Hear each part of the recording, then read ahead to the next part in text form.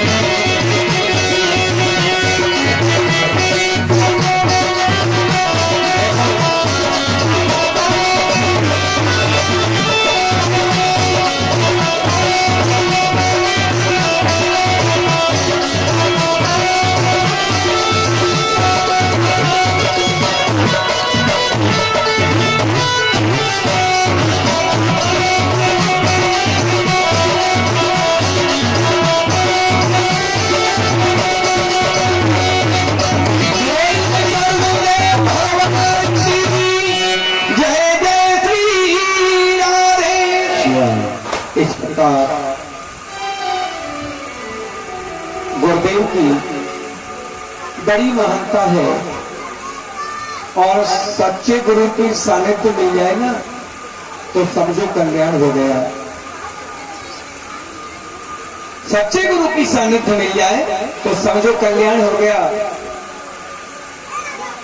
लेकिन गुरु रास्ता बता सकता है, गुरु रास्ता बता सकता है, लेकिन चलना तो हमें तुम्हें ही पढ़ना पड़ेगा है? अरे चलना तो आप ही को पड़ेगा भैया, गुरु रास्ता ही तो बता देगा। एक बात बताओ, गुरु को तो आप किलोमीटर समझो, यहां से आबरखेड़ा की तरफ चल दो, चाहे आगरा की तरफ चल दो, आपको तुरंत मालूम पड़ जाएगा कि मुड़ी चौराहा इतने किलोमीटर है, जलेसर इतने किलोमीटर है। तो किलोमीटर भी गुरु है, आपको रास्ता बता रहा है। लेकिन बात वही है कि गाड़ी पड़ती अटपट और पकड़ ले कोई झटपट तो मिट जाती है सब खटपट। इस प्रकार से आदरणीय भक्तों, भागवत भगवान में नाना प्रकार की कथाएं हैं और चलते हैं अन्य कथाओं की तरफ। कल आपने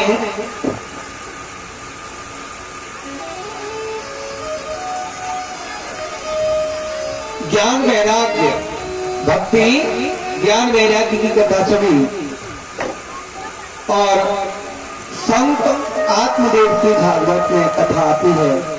देखिए, ये जो कल की कथा थी ये भागवत में नहीं है, अन्य पुराण से लाई गई है, इसलिए इसको महात्मा की कथा बोलते हैं। और महात्मा की कथा पहले दिन वैसी ही होनी चाहिए।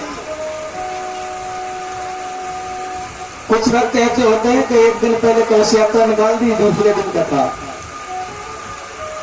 ऐसा नहीं होना चाहिए। आगे भागवत भगवान की कृपा से अनन्य कथा आती है। नारद जी का पूर्व चरित्र बड़ी सुंदर बात है। पूर्व चरित्र में नारद जी एक दासी के पुत्र थे, लेकिन भगवान के भक्त थे। पिता भी और आप भी। किसी कारण पिता पहले चले गए, अब मां रह गई। अब माता माता तो माता ही होती है। माँ ने क्या किया, संतों के यहाँ लेकर के जाए, कथा भागवत सुनाए, सत्संग में जाए।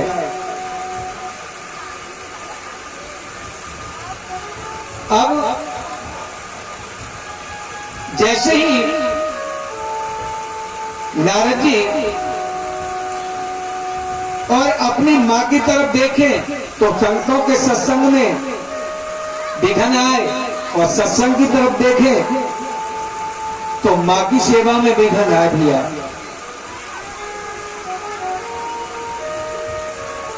और इतने उत्तम कार थे इनके, पूर्व जन्म में शीत प्रसादी का सेवन करते थे। शीत प्रसादी जानते हो? शीत प्रसादी, शीत प्रसादी होती है जो पत्तल पर झूठन बच जाए, जो पत्तल पर झूठन बच जाए उसे प्राप्त करते थे। और संतों की ऐसी कृपा हुई, ऐसी कृपा हुई कि माता जी को सर्प ने काट लिया। अब बताइए संत कृपा है कि नहीं? क्यों? माता जी की सेवा में लगे रहते तो संतों का संग नहीं मिलता। जैसे ही माता जी को सर्प ने काट लिया, अब तो संतों के संग रहते हैं, दिन रात प्रभु का गुणानुवाद करते हैं, और दूसरे जन्म में आकर के ब्रह्म ऋषि नारद बने हैं। बोलिए ऋषिराज नारद की जय, जय श्री राधे। एक बात और बताएं, नारद जी बाइलेस है, बाइलेस। सबसे पहले खबर कर दे भैया एक बात, नारद जी ब्रह्मा जी के यहां पहुंच गए, और ब्रह्मा जी के यहाँ जाकर के ब्रह्मा जी ने बड़े सुंदर सुंदर मोदक दिए, और मोदक खा करके ब्रह्मा जी ने पूछा कैसा स्वाद आया नारद जी? बोले कि स्वाद तो आया, पर बोले पर का क्या अभिप्राय है? बोले अनसुईया के जो मोदक हैं उनमें उत्तम स्वाद आता है।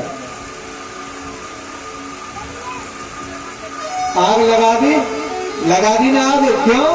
अरे तुलसी बाबा कहते हैं मोहिन नार नार के रूपा, और पन्नगारी हरित अनूपा। नारी को देखकर नारी मोहित नहीं होती।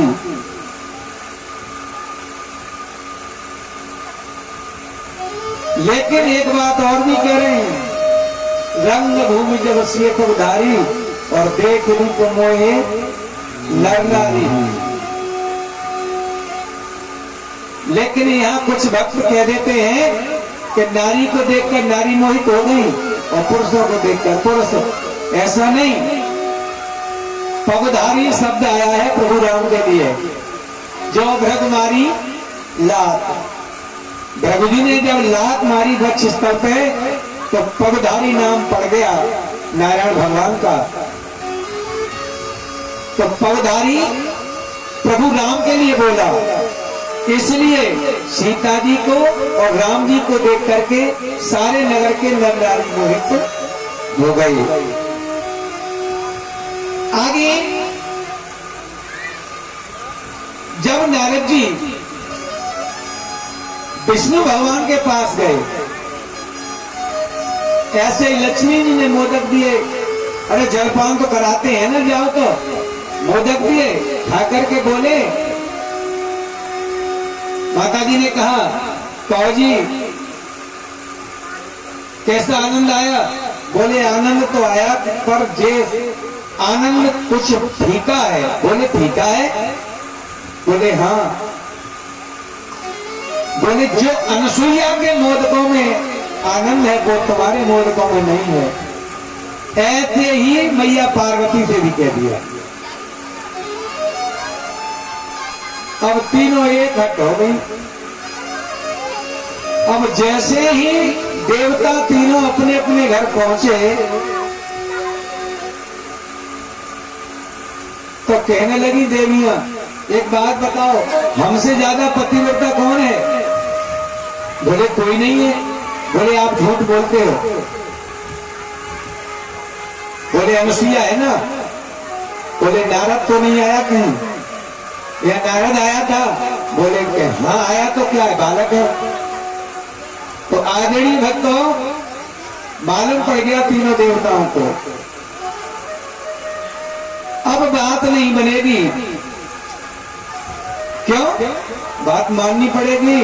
अगर बात नहीं मानोगे तो शाम को हनुमान चालीसा पढ़ो। तो देखिए, कहने लगी अनुसुईया के द्वारे जाओ और उसके सतत्व को भंग करो। अब आदरणीय भक्तों, तीनों देवता चल दिए।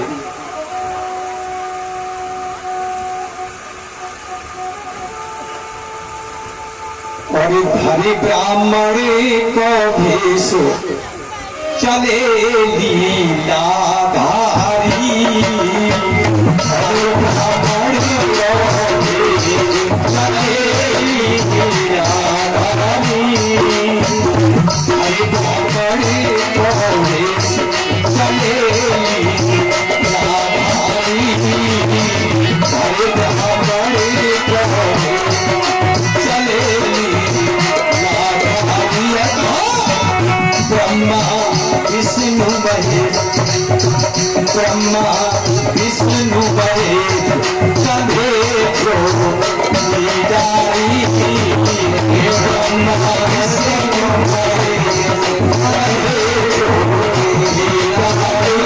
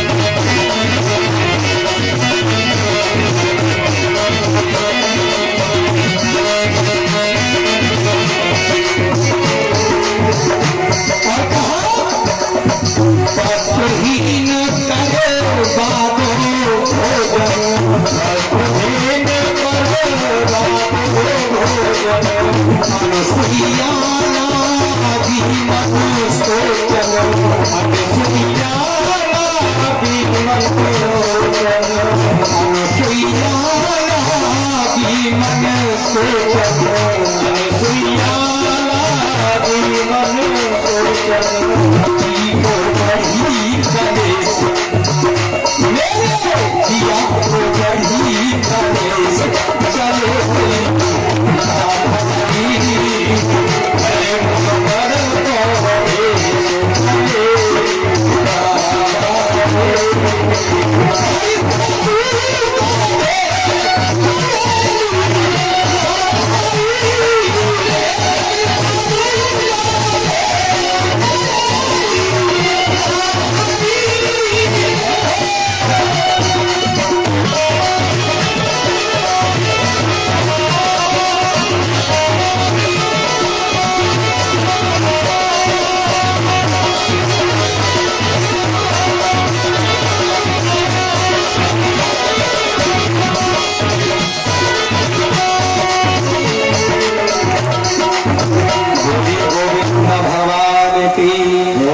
जय जय श्री राधे। आदरणीय भक्तों, जैसे ही कहा तो अनुसुईया ने अपने पतिव्रत धर्म को साक्षी करके तीनों को 6 महीने का बालक बना दिया। 6 महीने का बालक बना दिया। दांत मुंह में नहीं है तो हलवा भी बना दिया। अपनी कृपा से हलवा भी बना दिया। अब तीनों को, एक को गोद में और दोनों घोटुन को, तीनों को बिठा लिया और भोजन करा रहे हैं। अत्री जी आए हैं, अत्री जी आए हैं। अरे भावनी, बच्चे कौन के हैं? बोले हमारे हैं। और कौन के हैं? बोले इतनी जल्दी? बोले क्यों, आश्चर्य हो रहा है क्या? हमारे बच्चे नहीं हो सकते? अब तो धीरे धीरे समय बीता, तीनों के खलबली मच गई। अब नारद जी फिर पहुंच गए। नारद जी से कहा तीनों देवियों ने, कहो हमारे पति देव कहाँ हैं? तुमने तो भेज दें, जाओ ढूंढ लाओ। बोले बताओ तो सही कहाँ है? अनुसुईया के न्याय पलना में झूले रहे हैं। बोले हैं? बोले हाँ। नारद जी कोई ये कर बताओ कैसे आए? बोले बेटा बन के दे गए, तुम बहू बन के जाओ, बहू बन के जाओ और सास बना लो, सास, तब बात बनेगी। तो एक बात याद आ गई। एक बात बताओ, सास किसे कहते हैं? सास है? माताओं, सास उसे कहते हैं जो बहुत ही सांस बंद करते। बउआ बोलने नहीं दे बिल्कुल ले, बातें कहें सास। कल बताया था ना, अगर सास ये समझ ले ये मेरी बेटी है और बहू ये समझ ले कि ये मेरी माँ है, तो सास को यकीन में झगड़ता है बात को। लेकिन सास तो उसी को कहते हैं जो सांस बंद करते हैं। एक बात याद आई, बहू, बहू किसे कहते हैं? रामचरितमानस में बधू लिखा है। बधू लड़किनी पर घर आई, देखो नैन पलक की नैन। जैसे नैन की रक्षा पलक करते हैं, इस प्रकार से रक्षा करनी चाहिए। और लेकिन बहू आई है, चलो बहू ले ले। तो देखिए बहू का अप्राय हूबहू, बहू हूबहू जो सास में मिल जाए उसे बहू कहते हैं। बधू उसे कहते हैं जो सास के बंधन में बंध जाए।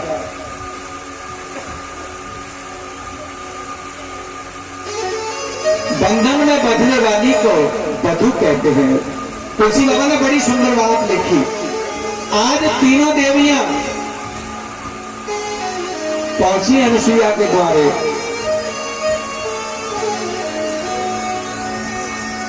जाकर कहा, माता जी चरण लागते हैं। बोले कहो बेटी बैठो, कैसे आई? बोले हमारे पतिदेव आए आपके यहाँ। पतिदेव? बोले हाँ। यहाँ तो कोई नहीं है, ये 3 बच्चे तो हैं हमारे। बोले कि यही है। अब 6-6 महीना के बालक क्या मालूम पड़े कौन से शंकर जी है कौन से ब्रह्मा जी है? अब कहने लगी तीनों देविया, माता राम आप ही बता दो। बोले क्यों, अपने पति नहीं पहचानती? बोले पति को तो जानते हैं, पहचानते भी हैं, लेकिन अब बच्चों में क्या मालूम पड़े? कोई टीका है ना इन पे, इतनी बात तो जरूर है। अनसुईया ने कालो टीका लगा दिया तो नजर ना लग जाए तुम दादा की। लेकिन कोई प्रमाण पत्र नहीं है कि ये तीनों देवता हैं। अगर प्रमाण पत्र होता तो अनसुईया की बात दूर हो जाती। अनसुईया सत्वत नारी है, नारी निर्बल ना समझ, नारी नर की प्राण, और नारी से नर हो तो है ध्रुव प्रहलाद समान। अरे नारी से तो सृष्टि की रचना है।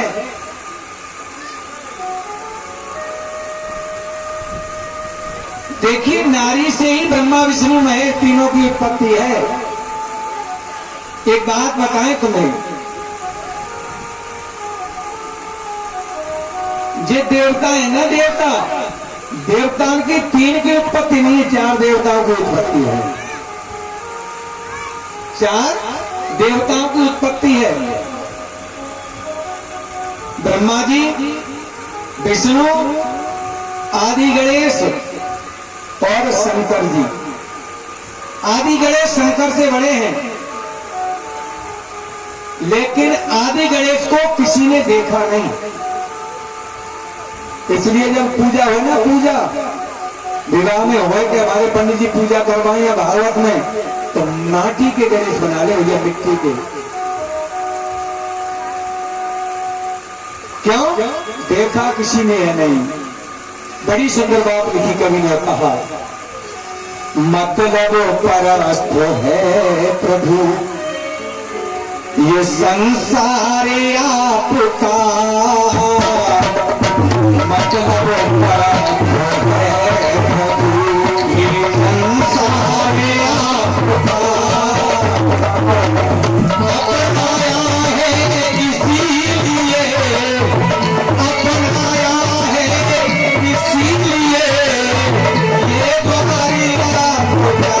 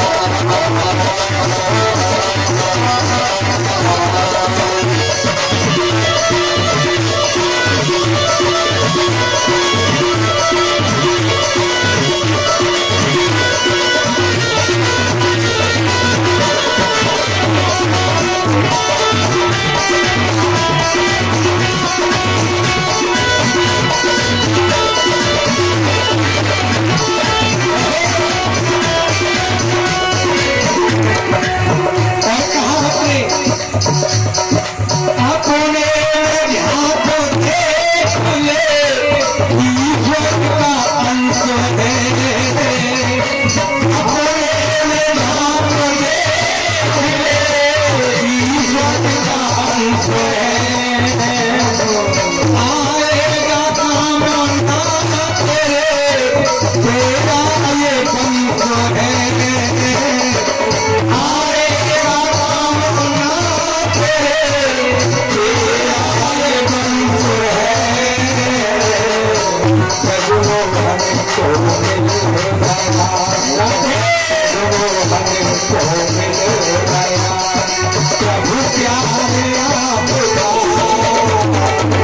अपनाया है इसलिए, अपनाया है इसलिए, ये माया आपका।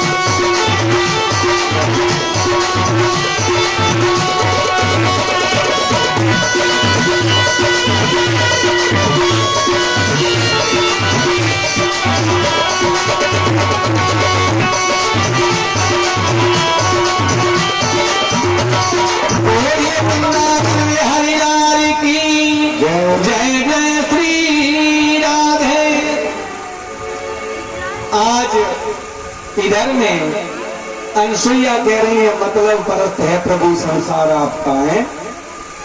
मतलब के लिए बेटा बने हैं तीनों देवता, मतलब के लिए तीनों देवियां बहू बनने को तैयार हैं। इसलिए आदरणीय भक्तों ये दुनिया मतलब की है। क्यों? जहां तक दृष्टि होकर जाता है अपनी नजर जाती है, ये सब झूठ है। लेकिन आदमी ने सत्य समझ रखा है, बस इसी की परेशानी है। देखिए सत्संग है, भागवत है, बड़ी सुंदर बात है। केवल दो बातें हैं, दो बातों में सब कुछ है, तो अपने अंदर से निकाल दो। जी मेरो है और जी तेरो है, केवल ये दो बातें निकल जाए बस समझो परमात्मा की कृपा है। ये मैं मेरी का चक्कर है, यही अहमता और ममता की सुंदर रस्सी है, आदमी बिगड़ बांधे बंध जाता है।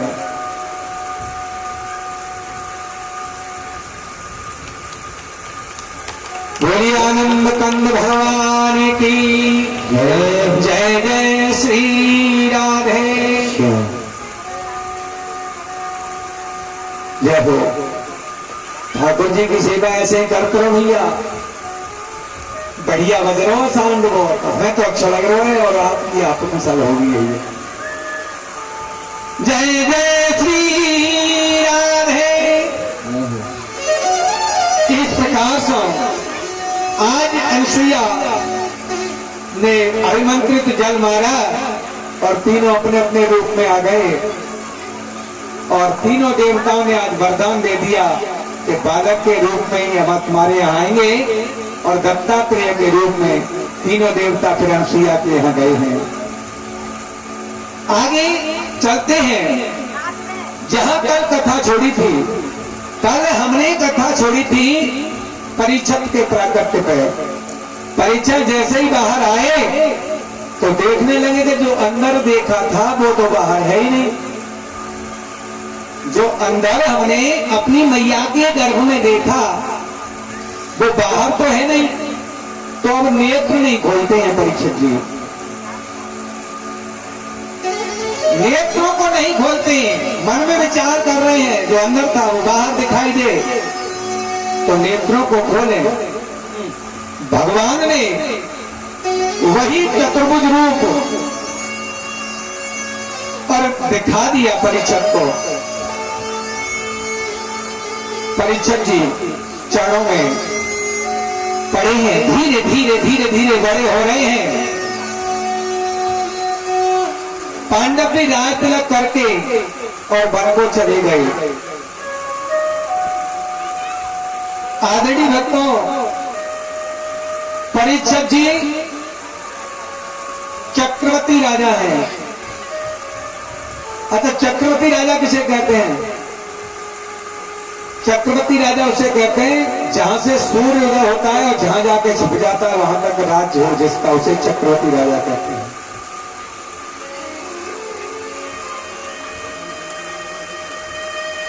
किंतु आदरणीय भक्तों, चक्रवर्ती राजा के यह प्रजा बड़ी सुखी है।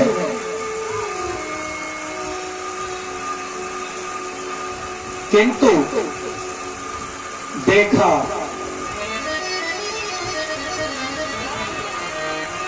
परीक्षित ने देखा तो घोड़े पर चढ़ के और शिकार खेलने के लिए चल दिए हैं।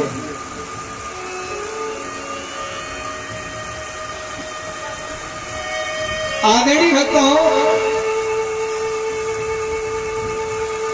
जब प्यास से व्याकुल हो गए तो एक आश्रम दिखाई दिया, संत का आश्रम है। संत अपनी ध्यान मुद्रा में बैठे हुए हैं और जैसे ही देखा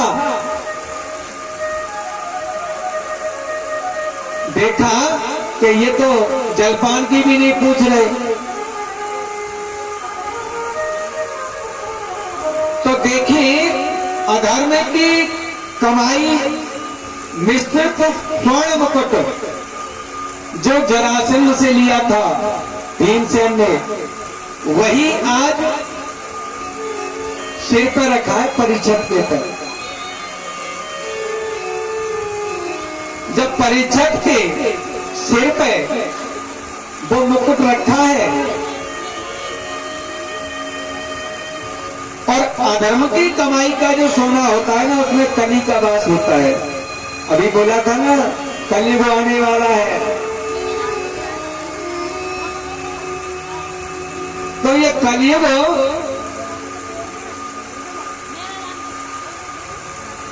एक बैल को पीट रहा था और बेचारे के 3 पैर बेकार है, एक पैर रह गया केवल धर्म का। परीक्षित ने देखा कि मेरे राज में और बैल धर्म का प्रतीक है। परीक्षित जी ने मारने के लिए कृपाण निकाली, तलवार निकाली, तो हाथ जोड़ के खड़ा हो गया। मेरा तो स्वभाव है, मैं तो आता जाता रहता हूं, राजन आप मुझे मारो मत, कोई मुझे ऐसा स्थान बता दो जहां मेरी पूर्ति हो जाए। नारायण बोलते हैं, कन्हैया बोलते हैं कि 4 जगह तुम्हें बास देते हैं। धूप क्रिया और शाम को जो मंदिर जाते हो उस मंदिर में भी वास तुम्हारा है। कल बताई थी ना धर्रा, वहां भी निवास तुम्हारा रहेगा। और स्त्री गमन और वैश्या, 4 जगह स्थान बताए। अब कली कहने लगा महाराज इन 4 स्थानों में से मेरी समझ में कोई स्थान नहीं आया। तब कहा परीक्षित जी ने कि जाओ सोने में तुम्हारा निवास है। तो जो छीन झपट के सोना हो ना, बामे कलेब को निवास हो। सोने की चोरी कर ले ना, चोरी बामे कलेब को निवास हो भैया। और कल की बेईमानी कर ले तो बामे कलेब को निवास हो। देख लिया अगर ऐसा सोना हो तो चढ़ाई दिए ठाकुर जी के यहाँ, शुद्ध रह जाएगा, फिर तुम ही ले जाइए भैया, बोलना चाहिए। देखिए धर्म की कमाई हमेशा अपने काम आती है। आज वही स्वर्ण मुकुट जो जरासंध का था, जरासंध से कपट से लिया था, तीनों ब्राह्मण का रूप धारण करके गए थे ना जरासंध के पास, लेकिन फिर भी समझ गया वो। भीमसेन, अर्जुन और कृष्ण तीनों गए थे मल्ल युद्ध के लिए, और आदरणीय भक्तों जब मल्ल युद्ध के लिए बोला तो समझ गए जरासंध कि ये ब्राह्मण तो हो नहीं सकते। अरे भैया, ब्राह्मण काहे को लड़े झगड़े हैं? ब्राह्मण कभी झगड़ा नहीं चाहते, इसलिए आदरणीय भक्तों पहचान लिया। जब अपने रूप में आए तो दोनों से मना कर दिया, अर्जुन से और श्री कृष्ण से।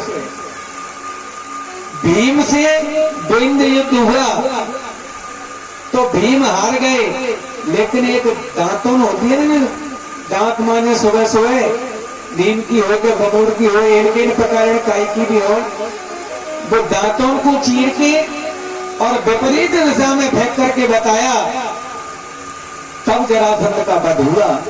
जरा माने बुढ़ापा, संधि माने जोड़ना।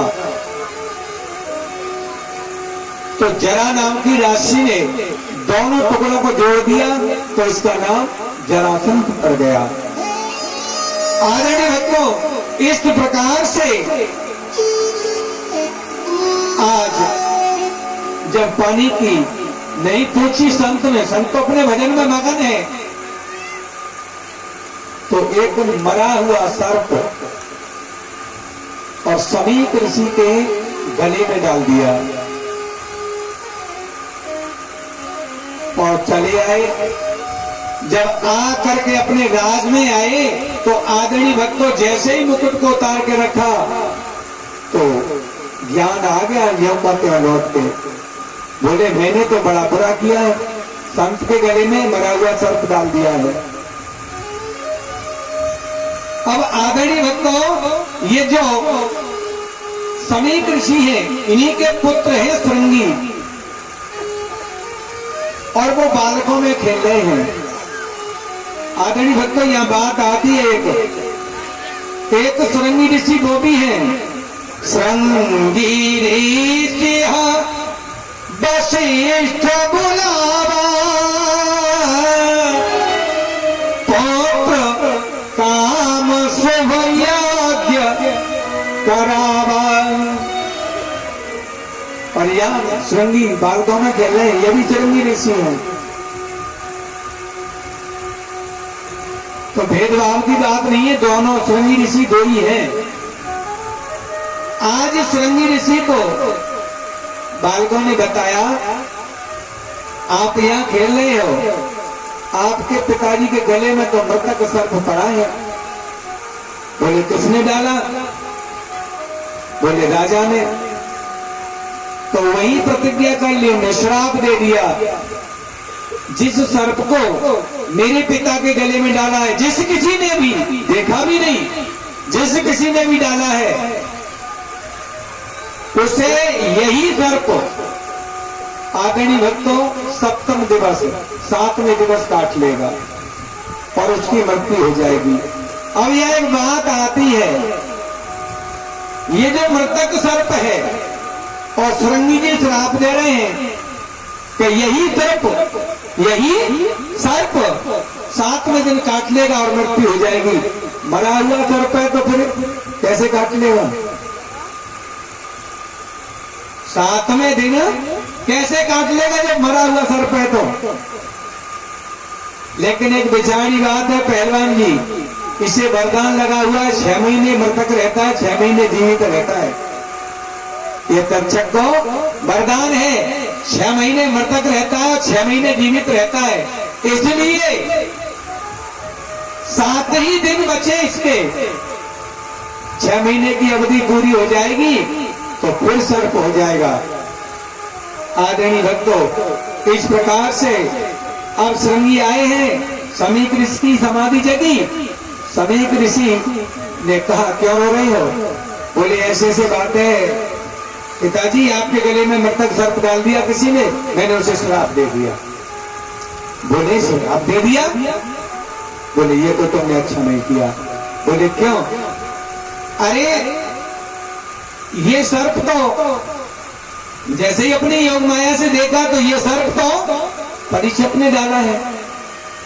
बोले परीक्षित तो धर्मज्ञ राजा है। संगीनी बोले तो फिर सर्प क्यों डाला? बोले कहीं गुलाब के फूलों की माला नहीं मिली होगी, कुछ दिखाई नहीं दिया होगा तो सर्प की माला पहना के चले गए, लेकिन आपने ऐसा नहीं किया है, ये गलत किया है। ऐसा करो, उनसे जाकर के कहो परीक्षित जी से, और अपनी जीविका का कोई उपाय करें। यानी जब प्राणी को मालूम पड़ जाए मैं अमुक दिन मरूंगा, अब का प्राणी क्या करेगा? जितना बैंक बैलेंस होगा ना समय निकाल के बाल का नाम बांट देगा, तो वो तो मत नहीं है। लेकिन परीक्षित जी ने ऐसा नहीं किया।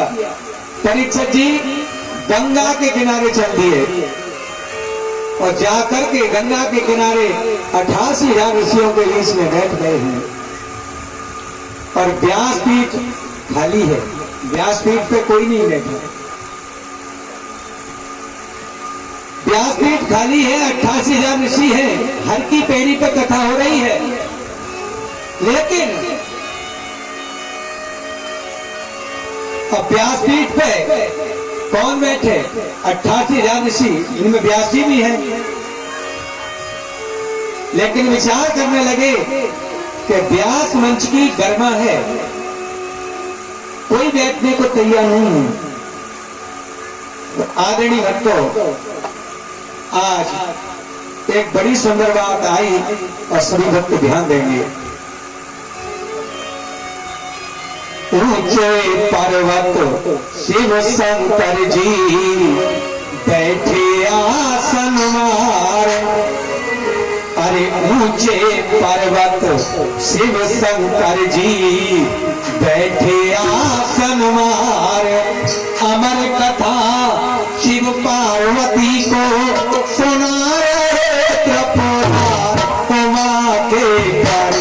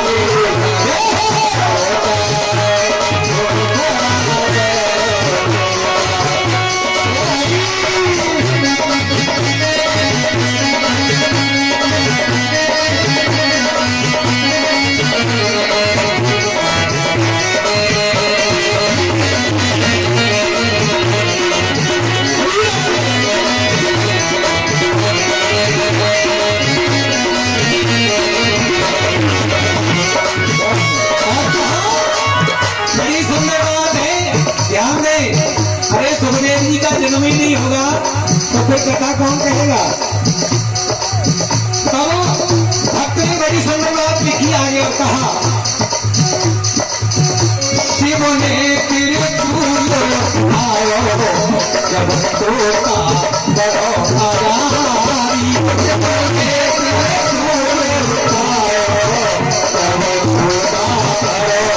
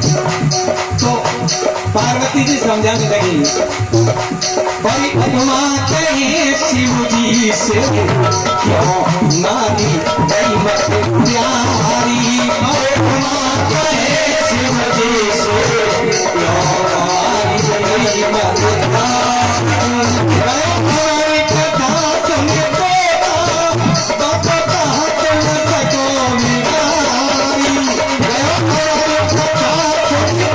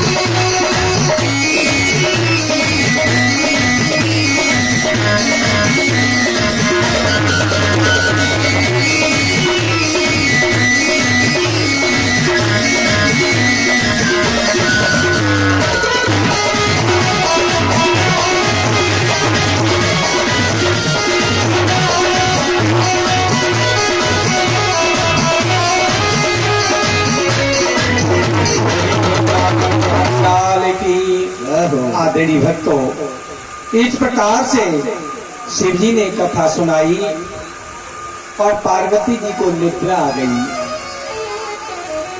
और जब पार्वती जी को निद्रा आ गई तो 3 बार ताली बजवाई। देखिए, ये गौलोक में राधा जी की गोद में खेले, लेकिन जब इनका प्राकट्य हुआ तो भोले बाबा ने 3 बार ताली बजाई। पहले अंडे का प्रादुर्भाव हुआ, दूसरी बार में जन्म हुआ और तीसरी बार में सुनने की, सोचने की, समझने की सारी शक्ति आ गई। तब आदरणीय भक्तों, जब पार्वती जी सो गई तो हुंकारी देने लगा तोता, और कथा तोता ने पूरी कथा सुनी। पार्वती जी की जैसे ही निद्रा जागी, पार्वती जी ने कहा, प्रभु आगे क्या हुआ? बोले, कथा तो पूरी हो गई। बोले कथा पूरी हो गई? बोले हाँ। तो हमने तो सुनी नहीं। बोले क्यों? निद्रा आ गई स्वामी। बोले तो हुंकारी कौन दे रहा था? बोले तोता दे रहा था।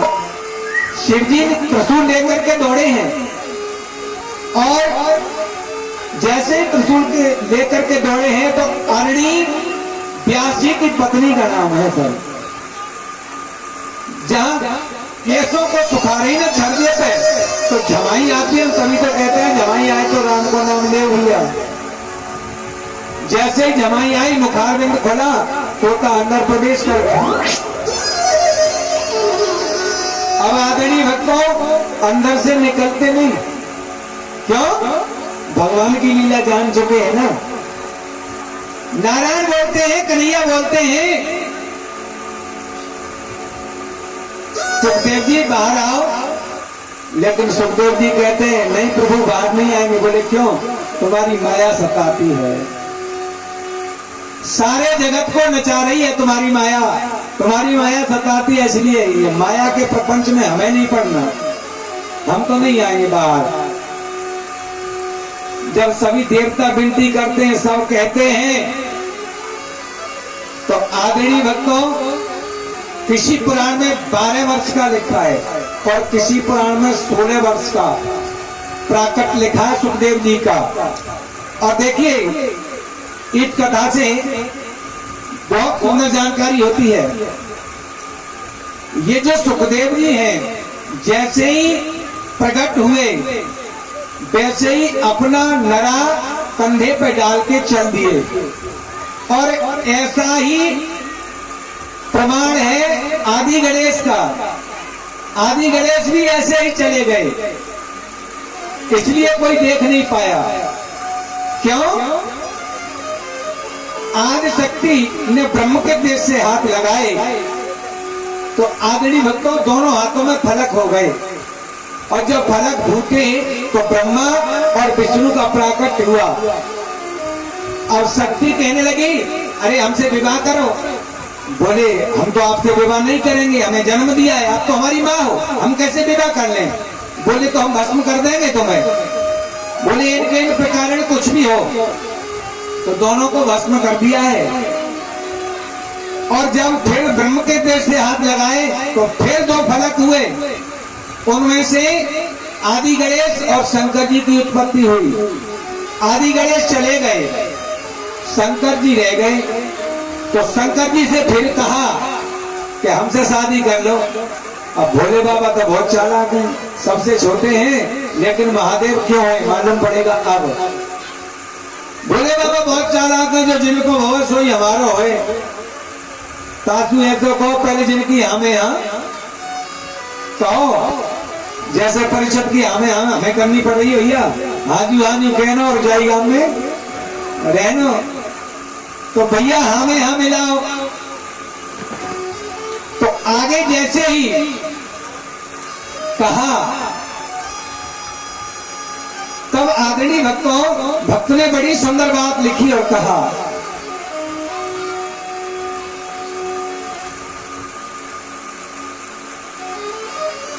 कि ये जो हमारे दोनों नहीं 3 बात यानी त्रिवाचा भर के हमें 3 वरदान दो।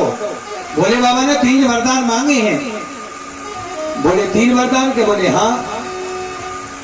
तो पहले पक्का कर लियो आप शक्ति को, कहीं मने ना कर दें या वजह से। फिर शंकर जी ने कहा है कि पहले वरदान में ब्रह्मा जी जैसे थे वैसा ही कर दो। दूसरा वरदान? बोले दूसरा वरदान ये है जैसे शंकर जी सिरा थे, जैसे विष्णु भगवान थे वैसा ही कर दो। वो दोनों हो गए। बोले तीसरा वरदान? तीसरा वरदान ये है मातेश्वरी, जो तुम्हारे पास ये तीसरे नैन का ज्ञान है ना, इसे हमें दे दो। तो जो तीसरे नैन का ज्ञान है आदि शक्ति पे, वो ले लिया। इसलिए इन्हें अर्धनारेश्वर भी बोला जाता है।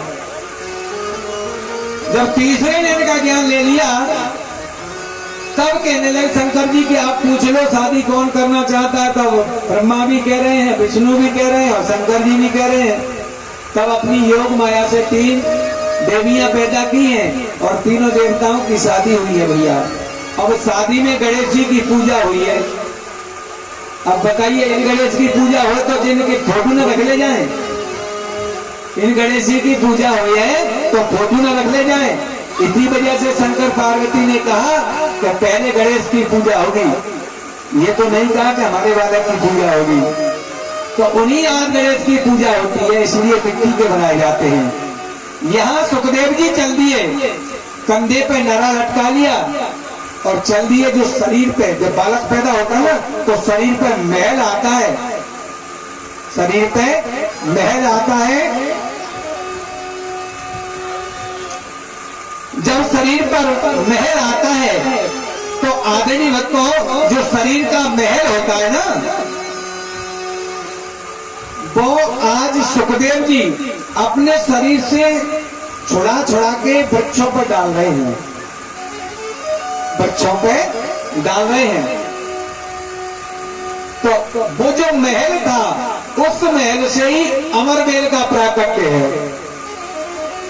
ये जो वृक्षों पे अमरवेल होती है ना, उस महल से ही अमरवेल का प्राकट्य है। और देखा है, इसकी कोई जड़ नहीं होती, कोई फल नहीं होता, कोई बीज नहीं होता। इसे तो ले जाके पेड़ पर डाल दो, जब तक पेड़ हरा रहेगा तब तक हरियाली रहेगी, और पेड़ सूख जाएगा तो आप भी सूख जाएगी। एक बात। दूसरी बात, जब तक नार नहीं कटता तब तक सूतक नहीं लगते हैं। जब तक नार नहीं कटता तब तक सूतक नहीं लगते। किसी के बालक हो जाए ठाकुर जी के तो पंडित जी बुलाओ, पंडित जी है पहले खजू खवाओ, पंडित जी को बुखार के झूठो करवाओ। तो सरदार साहब दान भी देते हैं जब बालक होता है, और मुंह भी जिठाते हैं, लेकिन पंडित जी खाते हैं। और जब नार कट जाता है तो फिर अब नहीं सा तगा बन जाओ तब खाएंगे, अब ना खाए।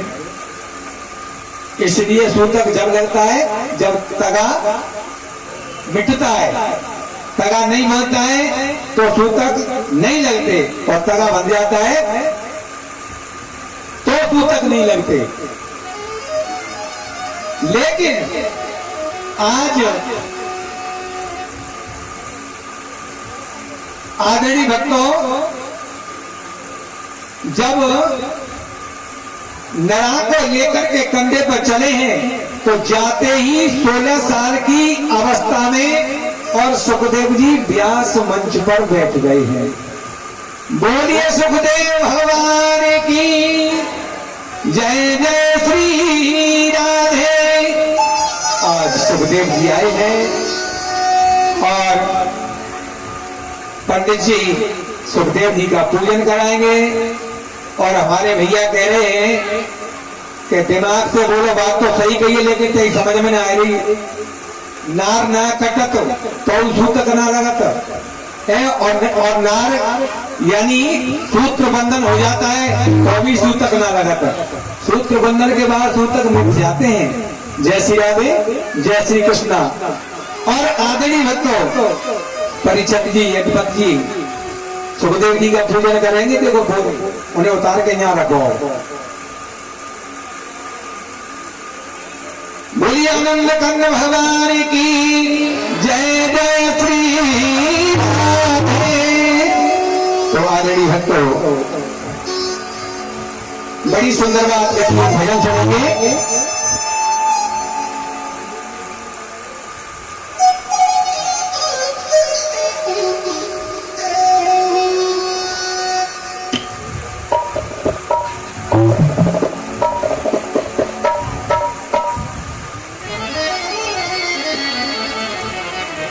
वृंदावन विपिन बिहारी, वृंदावन विपिन बिहारी, जहाँ रास रचावे राधा कृष्ण मोहन रास बिहारी, जहाँ रास रचावे राधा कृष्ण।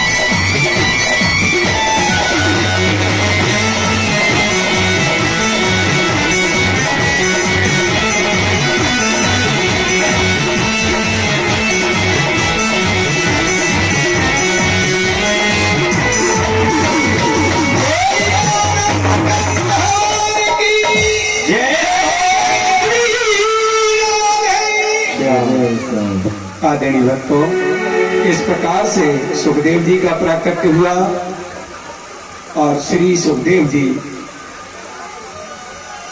व्यास आसीन हो गए और प्रश्न कर दिया परीक्षित जी ने कि जब किसी की मृत्यु नजदीक आ जाए तो क्या करना चाहिए। सुखदेव जी ने उत्तर दिया है, आप सभी श्रवण करेंगे कि जब मृत्यु निकट आए हरि कीर्तन भागवत श्रवण करें, गीता को पाठ। इससे क्या होता है, प्राणी की जो प्राणी घबराती है वो सूक्ष्म रूप में निकल जाती है और घबराहट नहीं होती। आदरणीय भक्तों, एक बात इस प्रकार से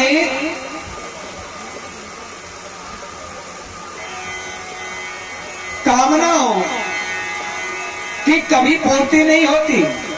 आगे बहुत कथाएं आएंगी, कामनाओं की कभी पूर्ति नहीं होती। क्यों? मन के हारे हार है और मन के जीते जीत, मन ही मिलावे श्याम सो मन ही करत फजीत।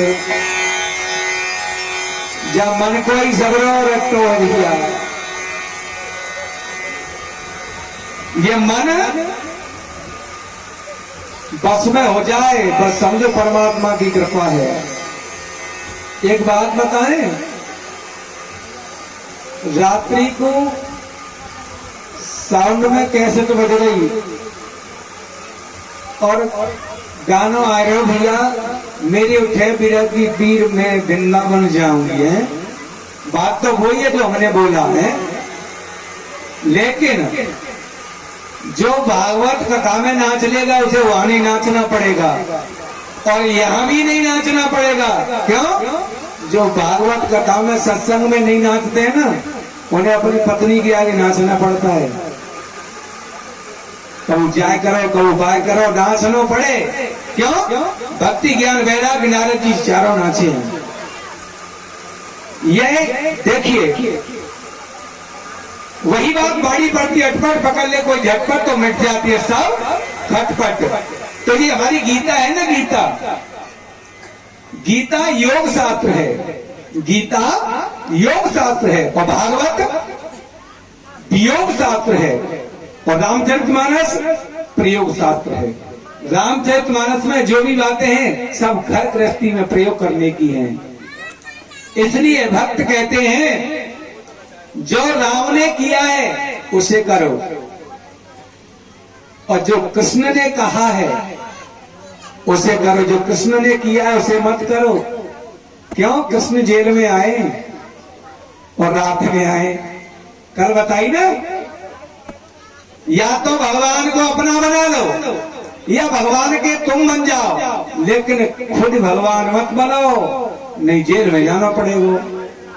और गए जेल में, क्योंकि आदरणीय भक्तों जब भगवान स्वयं जेल में आए हैं, तुम भगवान बनोगे तो जेल में जाना पड़ेगा। ये बिचारी बात नहीं है, अकाट्य सत्य है। इसलिए भगवान को अपना बना लो।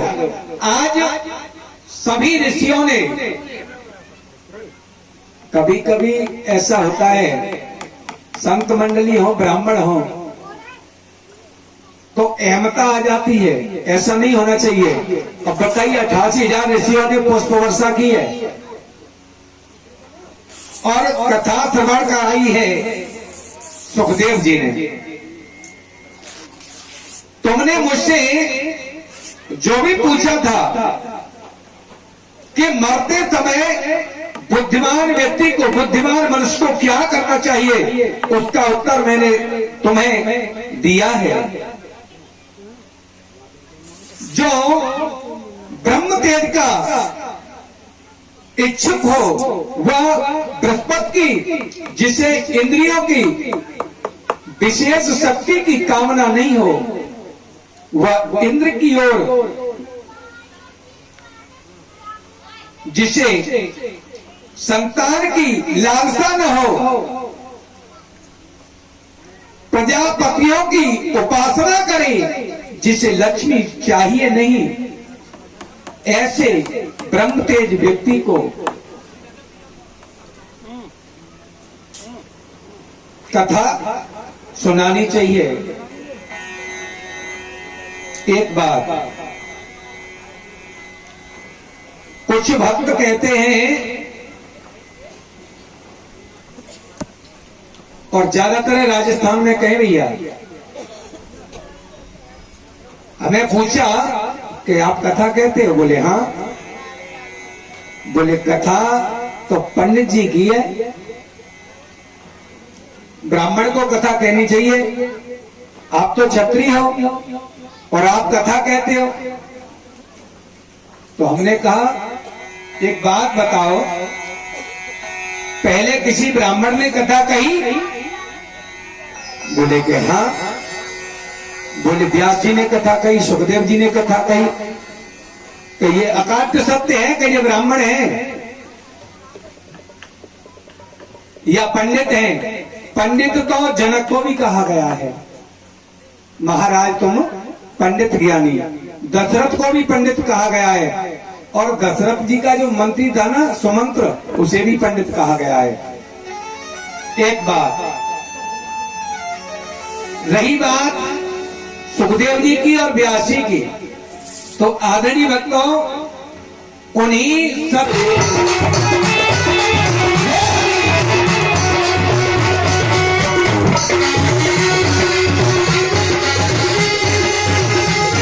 बोले ये क्या भयो, इन्हें तो पहचान ले। तो देखिए आज सती जी और शिव जी के पास आई।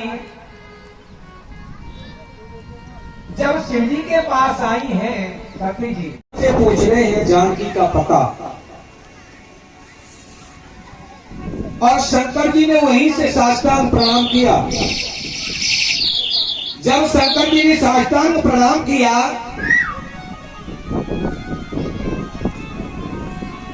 तो सती जी